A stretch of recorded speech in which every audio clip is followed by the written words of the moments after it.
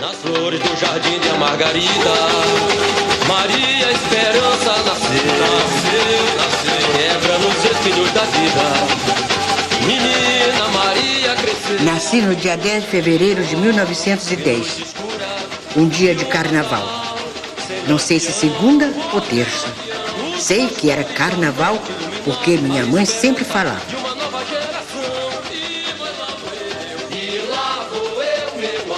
Meu pai era descendente de negra africana, vinda como escrava de Cabinda, na África. Era guarda-fios dos telégrafos, profissão que não existe mais, encarregado de zelar pela comunicação telegráfica. Era uma tarefa difícil, mas ele fazia com prazer. Ele era também um homem muito alegre, muito tranquilo, diferente de minha mãe, que era agitada. Minha mãe era uma mulher analfabeta. Era bonita, alegre e voluntariosa, com uma força de vontade que eu herdei, felizmente. E era profundamente vaidosa e narcisista. E tinha pesar porque as filhas não eram bonitas. Que menina feia, cabelo, olho, tudo da cor da pele. Nós achávamos que aquilo era tolice. Maria Aragão sonhou que era pão, cada estrela do céu, e nunca mais faltou constelação. Pra aquele que estende o chapéu, não, não. Maria Aragão sonhou que era pão, cada estrela do céu, e nunca mais faltou constelação. Pra aquele que estende o chapéu, todos desfilavam na favela, cantando um poema que exaltou a liberdade de ferro e de flor que Gregório Bezerra plantou. A liberdade de ferro e de flor que Gregório Bezerra... Minha mãe não era muito boa administradora das finanças. Quando recebia dinheiro, gastava quanto era para gastar. Comia-se muito bem, mas de repente o dinheiro acabava e o telégrafo não pagava. Havia dias em que a gente não tinha realmente o que comer. Nada, nada, nada. Então, minha mãe fazia um mingau de farinha seca. Aquilo era horrível. Ralo e sem açúcar. Não me lembro do açúcar, mas sei que não tinha leite. E aquilo tinha de ser tomado. Tínhamos de beber. Ela vem de uma família pobre do Vale do Pindaré para se estabelecer aqui em São Luís para estudar. Existe uma pessoa muito importante na vida de Maria, que se chama Rosa Camargo, que é a mãe dela. A mãe disse: meus filhos, a fome só vai desaparecer desta casa se vocês estudarem. E assim foi feito. Todas se formaram. Na hora do lanche, como nunca tinha nada para levar, eu não merendava. Mal tínhamos o que comer. Alguns dias não tínhamos nem almoço, quanto mais lanche. Por isso, na hora do recreio, enquanto os outros alunos iam correr e merendar lá fora, eu ficava na sala de aula, subia no banco. Era magra, mirrada, pouco desenvolvida, mas subia no banco e ficava estudando geografia no mapa da parede. Foi no Liceu Maranhense que eu estudei. Em geral, as meninas todas iam fazer exame para o normal, para ser professora. Nesse período, eu queria estudar medicina, mas a discriminação com as mulheres era tão grande. Só as moças, as mulheres, iam para o curso normal. E esse curso não dava direito a se fazer vestibular, a se fazer o curso superior. O curso normal e o ginasial tinham 2 currículos diferentes. Mas veio uma lei permitindo que todos aqueles que tivessem feito 17 anos poderiam fazer o curso ginasial em 2 anos. Na época era chamado Artigo 91. Hoje é supletivo.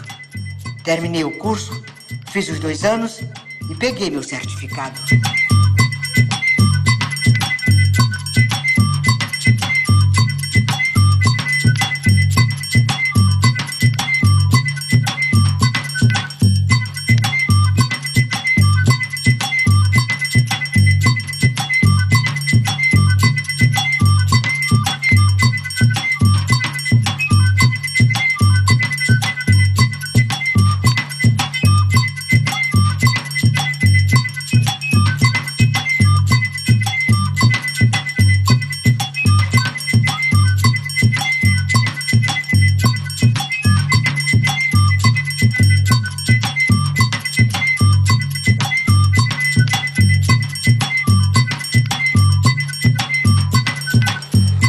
Cheguei ao Rio em meados de julho de 1934.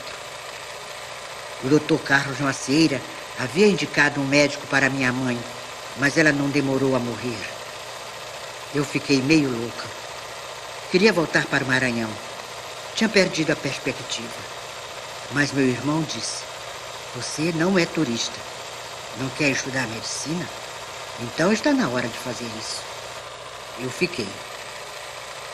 Muitos alunos, 100 e tantos homens, 8 ou 11 mulheres.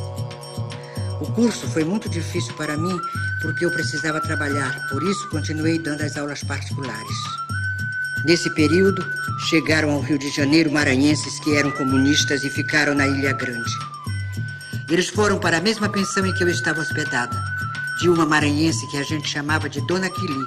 Seu nome era Clementina. O grupo de maranhenses chegou lá, todos sebentos, infelizes, sujos, doentes. Como estudante de medicina, eu os ajudava levando ao hospital e pedindo aos professores que eu os examinassem, requisitassem exames, dessem remédios. E meus professores ajudavam nisso. Alguns eram os meus amigos. E eles ficaram muito amigos, né?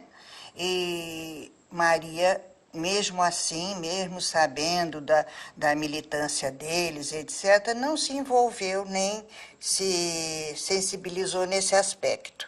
Isso era em 36, 37, por aí. Eu nasci em 39. E a filha dela, Clarice, nasceu em 40. Eu nasci em dezembro de 39 e Clarice, a filha de Maria, nasceu em março de 40. Então, quando nós éramos pequenos, diz que meu pai e Maria nos levavam para os parques para brincar. É lógico que eu não me lembro, que eu devia ter 1 ano de idade. Engravidei e disse: vou ter esse filho. Engordei muito e tive a filha em março. Estava no último ano da faculdade. Minha filha tinha então 2 anos. Ela era uma graça, inteligente, uma criança bonita. O nome dela era Clarice. De repente, já no fim do ano, houve uma epidemia de disenteria bacilar, uma doença grave, mais ou menos facilmente tratável hoje. Houve muitos casos fatais, inclusive minha filha. Depois da morte da minha filha, eu fiquei bloqueada. Não conseguia mais trabalhar com crianças. Foi uma das coisas mais brutais que aconteceu em minha vida. Eu tinha perdido uma das coisas que sempre preservei: a paixão pela vida, a alegria de viver. Fui para o Hospital Miguel Couto, fiz ginecologia, fui refazer o curso de clínica. Comecei a melhorar pelo contato que eu tinha com as pessoas que iam lá, com os internos. Quem ia ao hospital era gente do morro, gente da periferia, gente pobre. E eu comecei a me interessar pelos problemas das pessoas. Como sempre me interessei pelos problemas alheios, sobretudo de pobreza, de fome, de miséria, de falta de assistência. Então, eu tinha muito interesse por essas pessoas e procurava ajudá-las. E uma colega médica a convidou para assistirem o Prestes, que tinha sido iniciado, tinha vindo da Europa. Aí a Maria, de começo, se influenciou pelas palavras do Prestes. Sentiu que realmente era um homem que postulava pelos direitos da classe trabalhadora. E ele dizia: sou comunista, falo em nome do Partido Comunista. Eu pensei, mas esse homem esteve preso 9 anos porque era comunista e sai dizendo que é comunista, berrando perante toda essa multidão que é comunista. Deve ter a polícia aí também, e ele fica gritando que é comunista. Eu ficava me perguntando, que diabo é ser comunista? Mas ia achando que só podia ser coisa muito séria, porque ele só falou no interesse do povo. Ele também estava interessado, como eu, nos problemas do povo.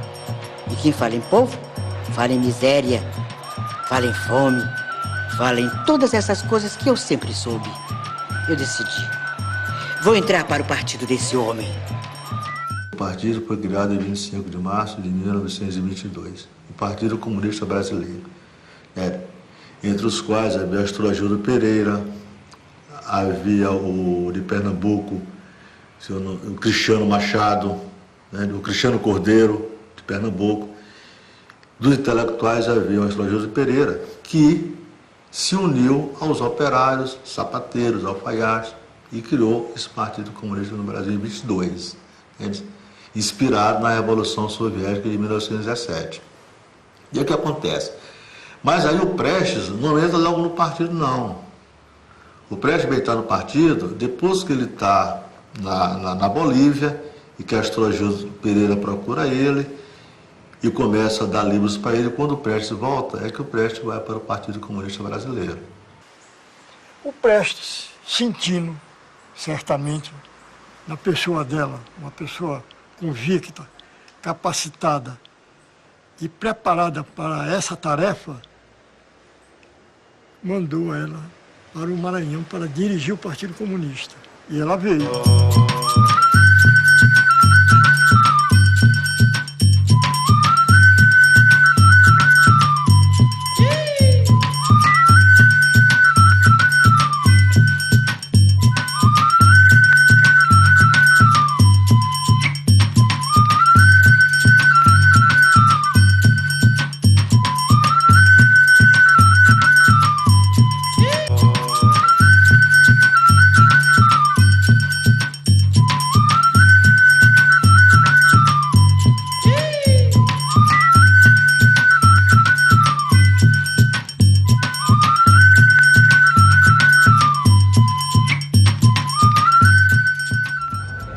Uma das principais tarefas que realizamos após nossa volta ao Maranhão foi a criação da Tribuna do Povo.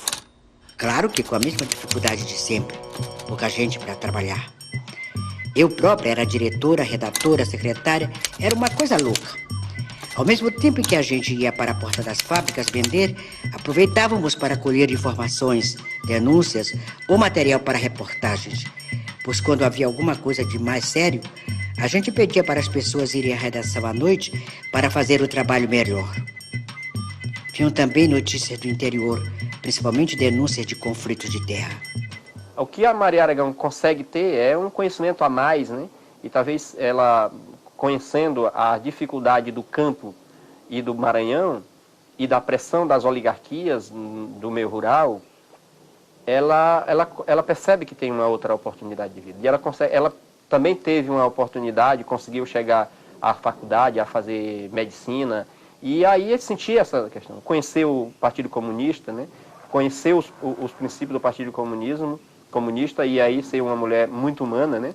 Ser humanista também, ela deixa esse legado para os camponeses, porque percebe que os camponeses, eles fazem uma luta espontânea, mas se ele sabe se no começo da luta é por um direito, se ele sabe ou não, a função dos comunistas, aí não está fora Maria Aragão, foi realmente de afirmar para eles, essa luta de vocês é uma luta por direito.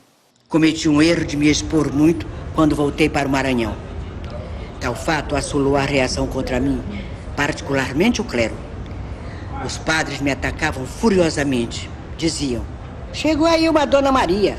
Ela não é médica, é uma prostituta. E ela realmente se engajou nesse processo, foi para o interior do Estado, que o Partido Comunista, na época, compreendeu que aquela teoria marxista da revolução do operariado, tudo, era mais do que isso, porque a gente tinha estados no Brasil que era totalmente de campesinato, né? Tinha uma atuação muito mais forte no campesinato. Maria foi para o campo, né? Sofreu muitas adversidades, foi chamada de prostituta, de besta-fera, né? Dizem que chegou até a ser apedrejada, né? No Codó. E ela resistiu a tudo isso com dignidade. Acho que nesse sentido ela passou a compreender melhor a realidade do Maranhão. Sempre fui uma pessoa livre, muito dona de minha vida. E não me seduzia a ideia de casar. de ter esse tipo de relacionamento que não tivera até então. Mas casar para mim era uma maneira de desmentir os padres.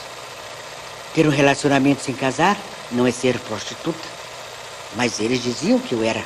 Nesse período eu iniciava a minha vida sexual também e foi muito importante ouvir de Maria dizer, olha, você deve primeiro pensar em você, né? O prazer primeiro tem que ser seu. Né? Esse tipo de questão Maria já colocava nessa primeira consulta que eu tive com ela. A outra questão que ela colocava era da preocupação com a preservação. Né? Ela dizia, olha, você tem que se cuidar. E ela dava muitas dicas de como era esse cuidado, da parte da higiene pessoal, da parte do cuidado na própria relação. Então, meu primeiro contato com ela foi isso, uma pessoa muito preocupada com a minha condição de ser mulher e no meu exercício de iniciante na vida sexual.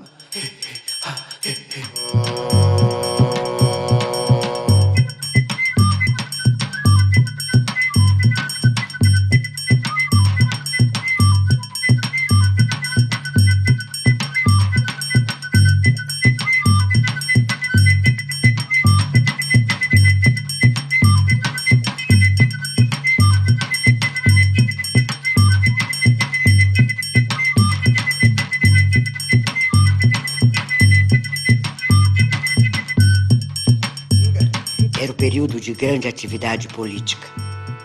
O partido resolveu fazer um congresso de trabalhadores. Não apenas de trabalhadores da cidade, mas também do campo. Nessa época, havíamos organizado a Associação dos Trabalhadores Agrícolas do Maranhão, a ATAM. Eu trabalhei muito nisso. Então, com certeza, a luta da Maria Aragão tem uma luta muito forte e uma vinculação muito forte com a luta dos camponeses, dos trabalhadores rurais da região. Então, ela com certeza tem a sua importância também na luta pela terra, na luta do campo. O período de militância da Maria Aragão, ela enfrentou uma das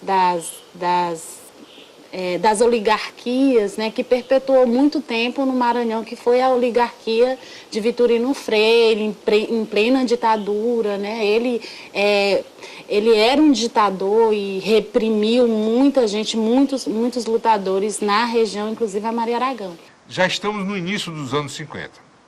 Há uma convulsão social. Em 51, em São Luís, a oposição forte ao vitorinismo, que era o cacique, o oligarca da época, que tentava impor a posse do governador Eugênio de Barros, que não havia sido eleito. O eleito, Sato Belo, havia morrido entre a eleição e a posse. Então, o tribunal mandou dar posse ao derrotado. E houve uma convulsão social em São Luís durante meses. Né? E Maria, naquele seu empolgamento, explicava para o povo qual era a posição da classe dominante, que eram verdadeiros inimigos dos interesses populares. E isso ficou gravado na mente da população.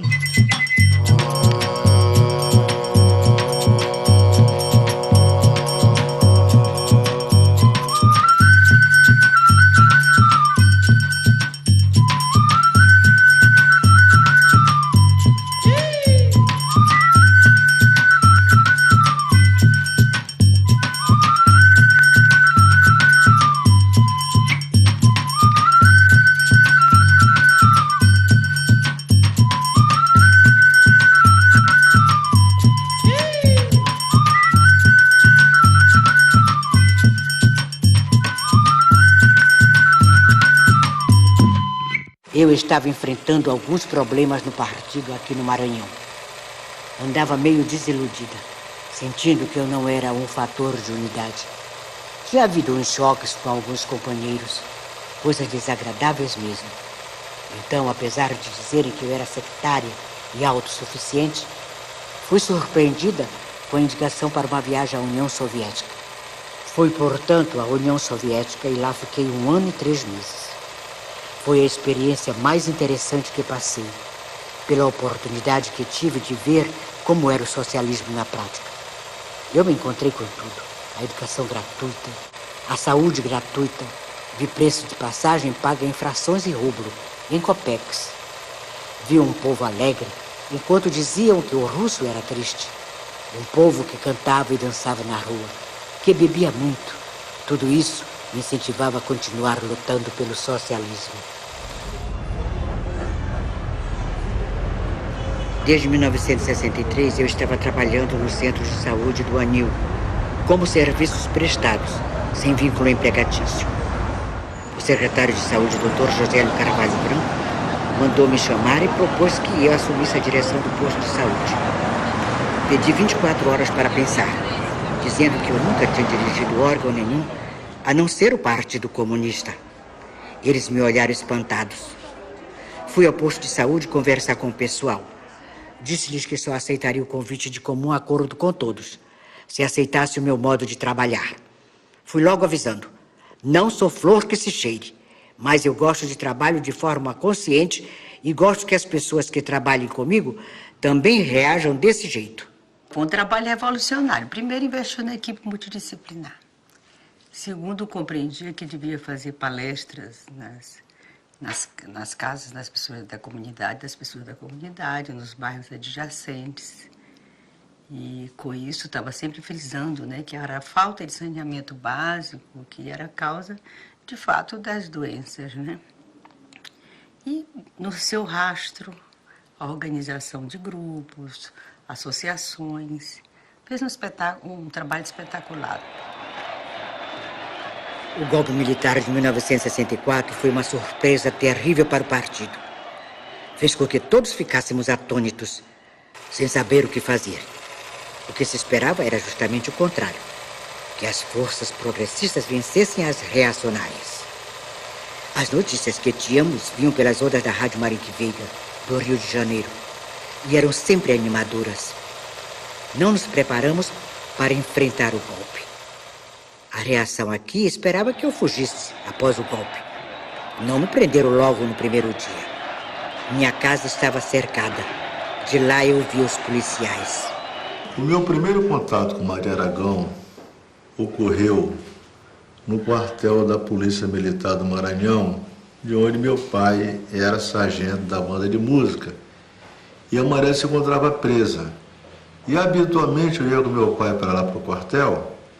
E numa dessas ocasiões, eu me deparei com uma senhora já idosa sendo levada por 2 ou 3 policiais militares armados. E aquilo me chamou a atenção. Aí meu pai me falou o seguinte, que aquilo se tratava de uma mulher, uma política, que era comunista e que estava presa no quartel da Polícia Militar. E eu me passei a interessar, eu olhei e vi a Maria. Eu percebi o seguinte, que não havia aquela força coercitiva levando Maria.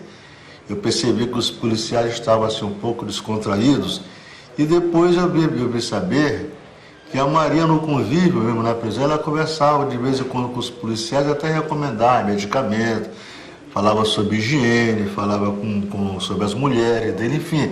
A Maria, ela criou no próprio quartel da Polícia Militar um ambiente que, embora presa, mas ela passou a ser igualmente, como na rua, respeitada lá dentro do quartel.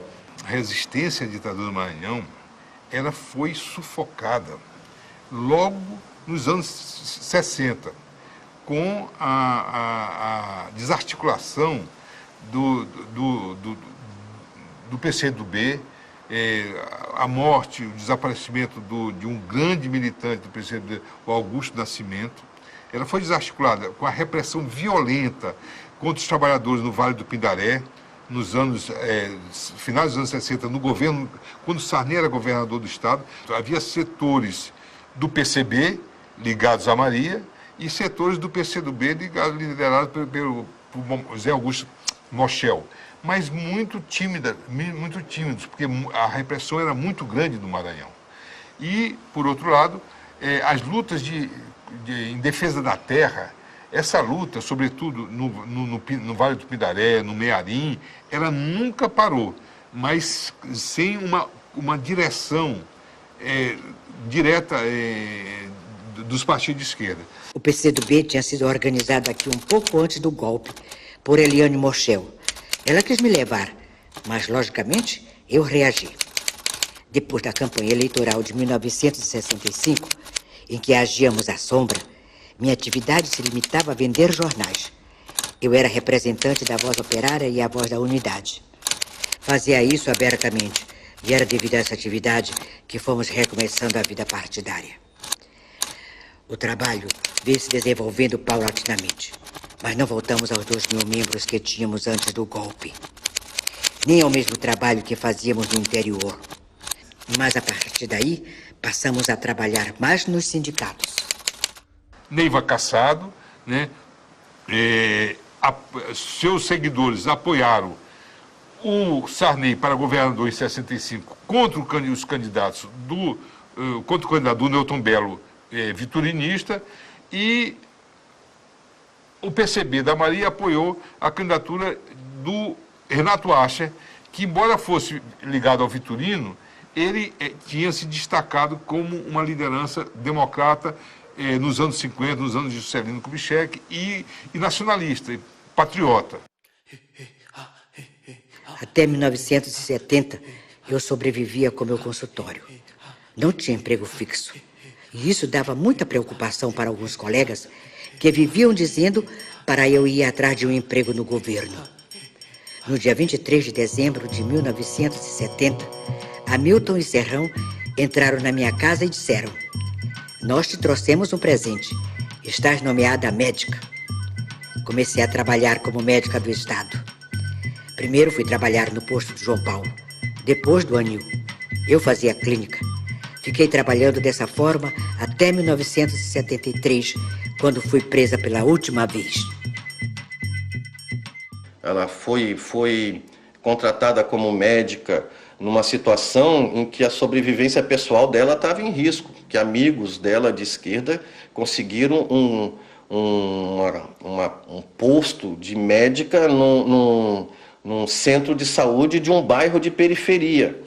E ela trabalhava todos os dias, trabalhava nesse centro de saúde, que era no bairro do Anil, fazia um trabalho dentro da instituição e fazia um trabalho no bairro pobre, que era circunvizinho a este posto. E ela mantinha uma clínica, um consultório na sua casa, que era um consultório que cobrava das mulheres trabalhadoras, das mulheres pobres, uma quantia simbólica. E ela tinha uma empatia com a sua clientela, que ela já conhecia as pessoas, e as pessoas ficavam amigas dela, e ela aconselhava, ela atendia mulheres violentadas pelos maridos, ela tinha uma postura feminista, ela aconselhava que as mulheres fossem autônomas enquanto pessoas, até para manterem o casamento, que elas tivessem profissão, que elas estudassem, que elas não fossem dependentes dos seus maridos, que ela via nessa relação de dependência a base para o machismo, para a violência.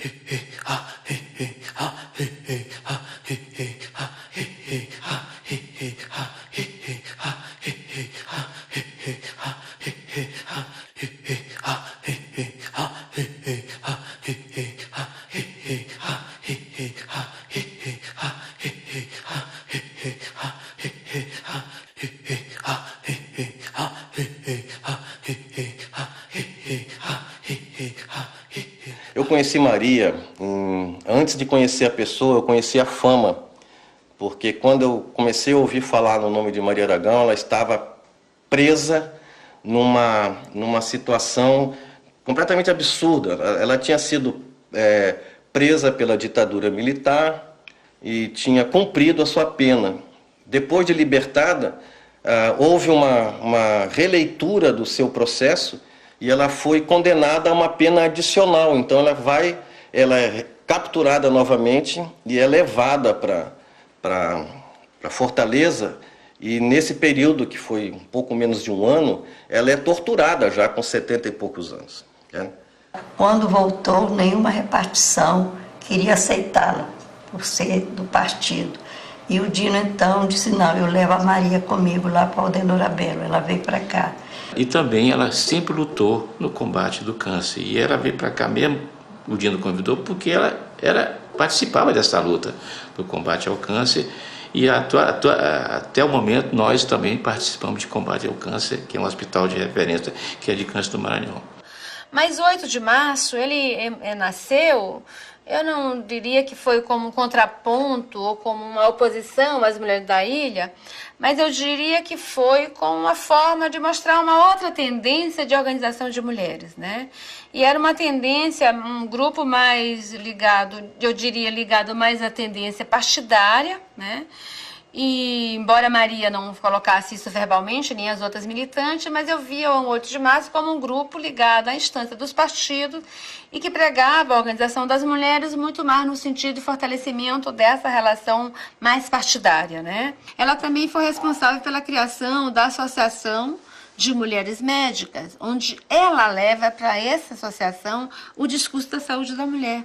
E ela deu uma contribuição enorme para a formação de médica com uma postura mais política sobre o que é um ser mulher dentro do mundo onde a medicina sempre via a mulher como um sujeito neutro, sem corpo, sem alma, né?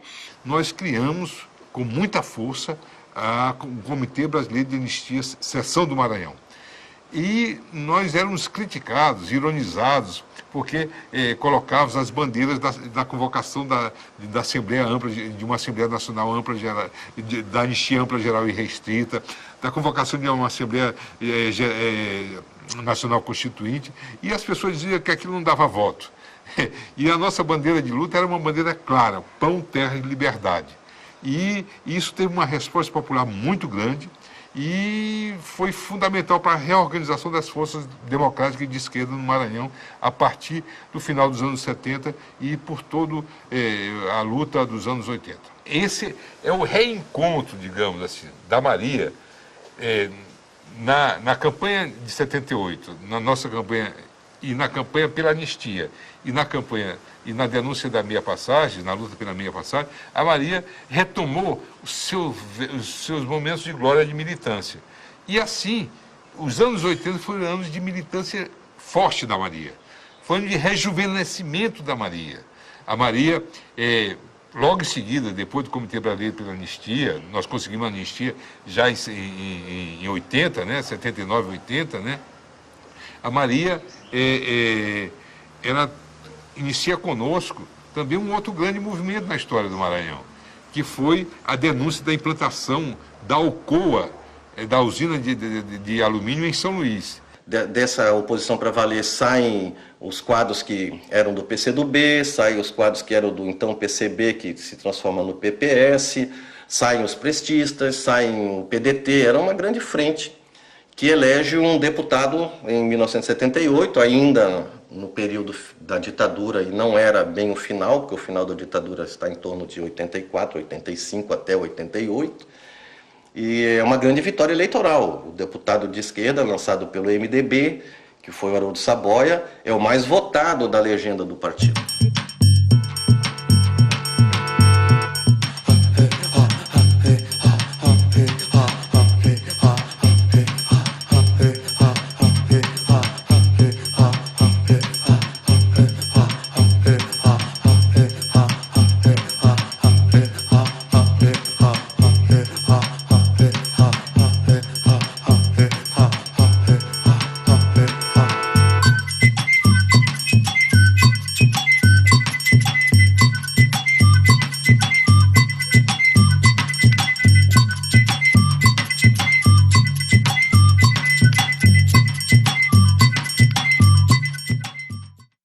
As divergências continuaram. Prestes divergindo do restante da direção central por meio de documentos que eram lançados, mas ele era sempre voto vencido. Começaram a sair na imprensa críticas ofensivas a Prestes. A essa altura, eu sabia que não havia mais clima para continuar no partido. Eu estava discutindo com um grupo de jovens que queria romper, mas continuar trabalhando politicamente. Prestes já havia publicado a carta aos comunistas que discutíamos juntos. A partir daí, o recrutamento era feito diretamente para a dissidência prestista. O grupo aumentou um pouco, mas depois se esfacelou. No Nordeste, outros grupos romperam com o PCB e ficaram com Prestes. Foi organizada uma coordenação. Não era um partido. Constituída por militares do Maranhão, Ceará, Paraíba e Bahia. Nos reuníamos regularmente. Líamos e estudávamos os documentos e material teórico, que eram discutidos politicamente. Maria foi à comemoração, tomou umas caipirinhas, ficou muito contente, porque foi uma vitória importante mesmo, porque foi o momento em que o movimento estudantil rompe com a tutela da reitoria e passa a eleger seus diretórios de forma livre e autônoma. Então essa foi uma das conquistas que o Grupo de Maria teve uma participação decisiva. Querido camarada Gregório, ninguém te derrotou, nem os longos anos de prisão, nem as torturas, nem as humilhações que te quiseram impor, arrastando-te pelas ruas da tua querida Recife, nem a morte, porque estás vivo entre nós e não te dizemos adeus. Nada conseguiu te tirar do caminho do socialismo. Entendeste o que é o socialismo? Porque é o regime humano, onde não há exploração do homem pelo homem. Quer dizer, a CUT, que a Maria trabalhou muito nesse sentido, na perspectiva do que a CUT preconizou naquela época, né, do novo sindicalismo. Né? E isso a Maria apoiou profundamente. Quer dizer, ela participou, inclusive, de todos os movimentos de criação, de articulação e criação da CUT nacional e da CUT local. Na CUT local, inclusive, ela era assim, um membro dos mais fortes no início, presente, chamando as pessoas, articulando as forças políticas, mobilizando e, particularmente, fazendo finanças para a CUT, quer dizer, no momento em que a organização tinha realmente muitas dificuldades no processo organizativo, inclusive para mandar pessoal para participar dos eventos, das articulações nacionais, né? Porque essa perspectiva de articulação nacional sempre foi muito forte. E a Maria fazia muito isso. Ela segurava muito isso. As pessoas também estranham que eu tenha me filiado ao PDT, que eu tenha votado em Brizola, quando existia um candidato como Lula, um operário, um metalúrgico. Quero dizer que não sou anti-Lula. Tenho admiração pelo Lula. Mas na eleição para a presidência, era Lula contra Brizola. Fiquei com este porque apresentava experiência positiva.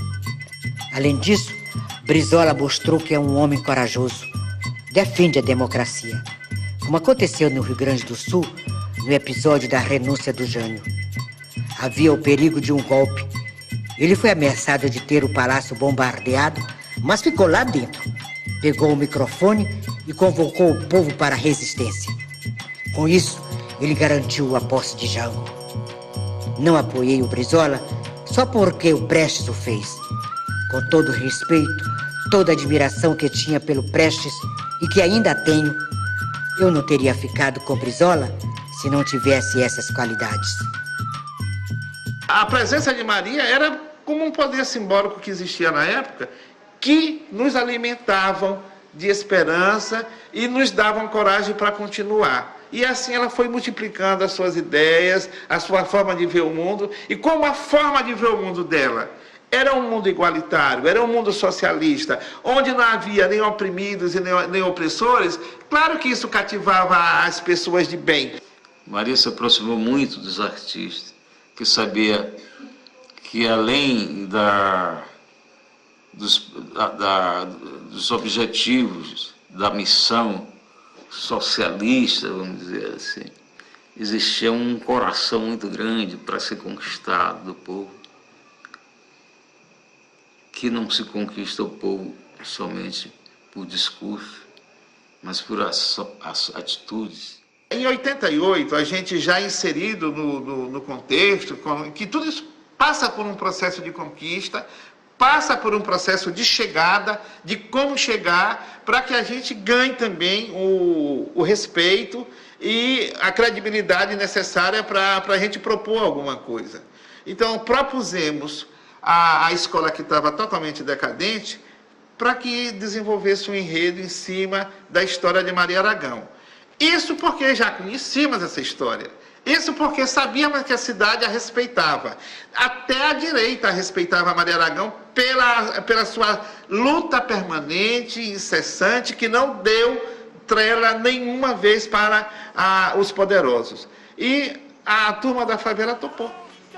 Quando isso topou, aí a gente teve que se organizar para fazer um belo roteiro, um belo enredo, que denominamos de O Sonho de Maria. Maria, esperança na sua nasceu, quebrando o jeitinho da vida. Menina Maria, ontem à noite escura, e o Natal, seu lampião, seu lampião, o pastor da noite, iluminar a esperança, e uma projeção, e lá vou eu, meu amor. Palmitando os corações de quem dá o que qualquer povo querer, como alimentar meu sonho. O golpe decisivo foi a morte do Prestes. Foi uma coisa doída, magoada. Foi um prejuízo muito grande porque em torno dele nós estávamos unidos. As dificuldades nós íamos discutir com ele e tudo se resolvia. Não sei se certo ou errado, mas na hora era uma homenagem a Prestes entrar no PDT. Mesmo porque eu não tinha espaço para trabalhar no PT. Então, para meu espanto, era a doutora Maria Aragão, que estava no UTI, que eu nem sabia naquele tempo. Foi uma coisa assim muito rápida a doença dela. E eu fiquei muito chocado, não sabia se fazia meu trabalho ou se chorava. Mas o certo é que eu consegui fazer o procedimento, ela nem percebeu que eu estava ali. Essa nova oração é uma canção de vida, pelo sangue da ferida no chão, que não cicatrizará, nem tampouco deixará de abrir a rosa em nosso coração. E diga sim a quem nos quer abraçar, mas se for pra enganar, diga não.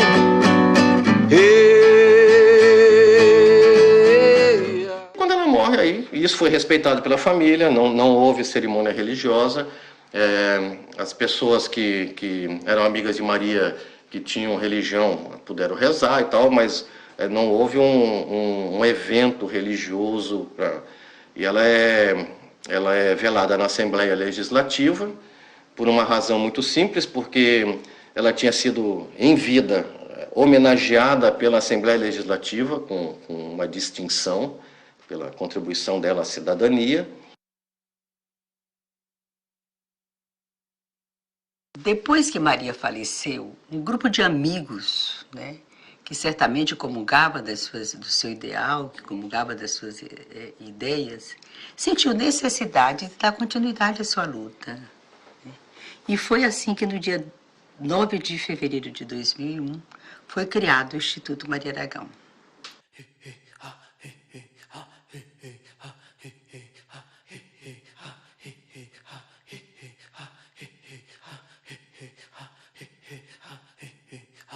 O Instituto é o Instituto Maria Aragão, né? Que ele nasce com essa perspectiva, com esse projeto, quer dizer, é ao mesmo tempo uma homenagem, evidentemente, né? Mas é mais que uma homenagem, é projetar as ideias da Maria, né?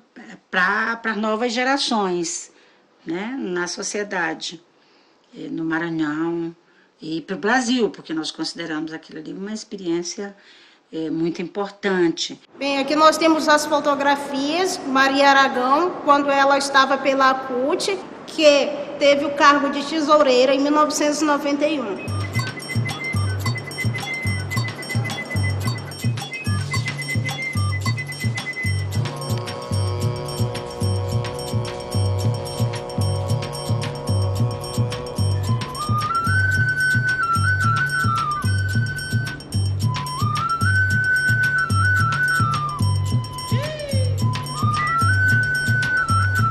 Então, a Maria Aragão, ela é uma simbologia muito forte nos nossos cursos de formação, nos nossos processos de formação, e é uma das nossas homenageadas. Nós temos um centro de formação numa região marcada pela luta camponesa, né, pela revolta da Balaiada, que o centro de formação traz o nome de Maria Aragão em sua homenagem.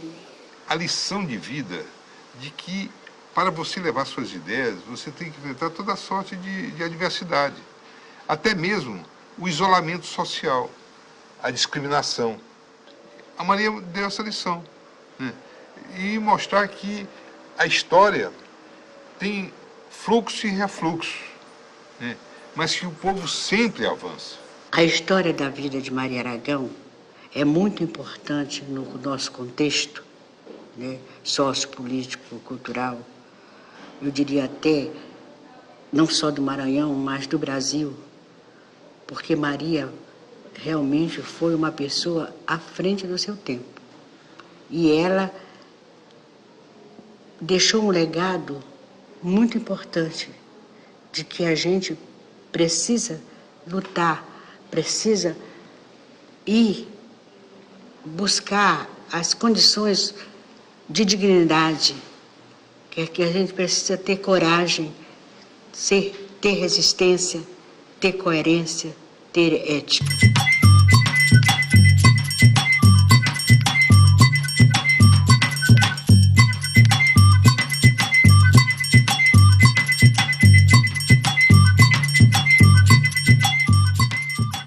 O ideal socialista continuará a germinar no coração do homem enquanto houver injustiça,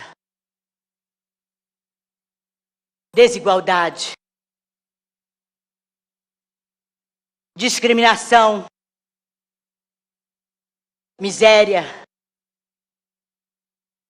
fome, doença, que justifique a luta por uma sociedade libertária e fraterna. Sonho que acompanha a humanidade desde os seus primórdios e que continuará conosco até o instante final de nossa civilização.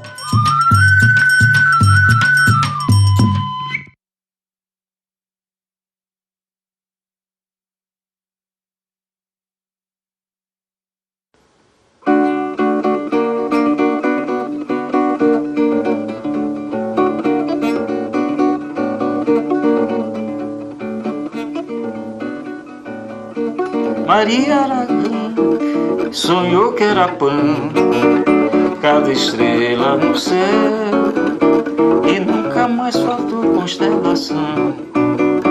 Pra aquele que estende o chapéu, nanã, Maria Aragão sonhou que era pão, cada estrela no céu, e nunca mais faltou constelação. Pra aquele que estende o chapéu, todos desfilavam na favela, cantando o poema que exaltou a liberdade de ferro e de flor que Gregório Bezerra plantou. A liberdade de ferro e de flor que Gregório Bezerra plantou. São Jorge era seu mestre, Luiz Carlos Prestes matando o dragão. Mas a luta de Maria, bem maior que a utopia, foi um caso de paixão. E o povo da avenida fez o carnaval da vida, repetindo o seu refrão. No céu, Dedê, Dedê é orixá, a boca é livre, tem feijão, eu vou pra lá. No céu, Dedê, Dedê é orixá, a boca é livre, tem feijão, eu vou pra lá. Maria Aragão sonhou que era pão, cada estrela no céu, e nunca mais faltou constelação. pra aquele que estende o chapéu. Maria Aragão sonhou que era pão, cada estrela no céu, e nunca mais faltou constelação pra aquele que estende o chapéu. Todos desfilavam na favela, cantando um poema que exaltou a liberdade de ferro e de flor que Gregório Bezerra plantou. A liberdade de ferro e de flor que Gregório Bezerra plantou. São Jorge era seu mestre, Luiz Carlos Prestes matando o dragão. Mas a luta de Maria, bem maior que a utopia, foi um caso de paixão. E o povo na avenida fez o carnaval da vida, repetindo esse refrão: no sol, Dedê, Dedê é orixá, a boca é livre, tem feijão, eu vou pra lá. Maria Aragão sonhou que era pão, cada estrela no céu, e nunca mais faltou constelação pra aquele que estende o chapéu. Maria Aragão sonhou que era